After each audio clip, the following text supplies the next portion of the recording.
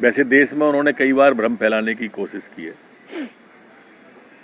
ये वही लोग हैं जो किसानों को गुमराह कर रहे हैं, जो कभी असहिष्णु शब्द लाते हैं, कभी अवार्ड वापसी वाले आ जाते हैं, कभी टुकड़े टुकड़े गैंग का समर्थन करते हैं।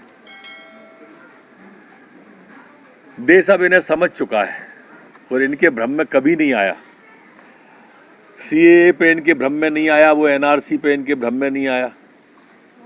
ये कांग्रेस का रिस्पॉन्सर्ड प्रोग्राम है। कांग्रेस जिस प्रोग्राम को स्पॉन्सर्ड, आप बताओ क्या देश के अंदर अकेले पंजाब में ही किसान है, बाकी जगह किसान नहीं है? बहुत जल्दी किसान को समझ में आ जाएगा। माननीय मोदी जी ने, प्रधानमंत्री जी ने किसानों के हित में बड़ा फैसला लिया है।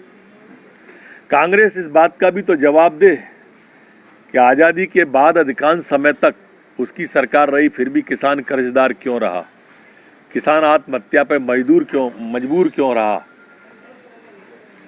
धोखा देना कोई कांग्रेस से सीखे। मध्य प्रदेश में धोखा दिया, पंजाब में धोखा दिया, राजस्थान में धोखा दिया, जहां चुनाव लड़े और उनकी सरकार बनी। कर्ज माफी के मुद्दे पर इन्होंने कर्नाटक को भी नहीं छोड़ा और वहां भी धोखा दिया।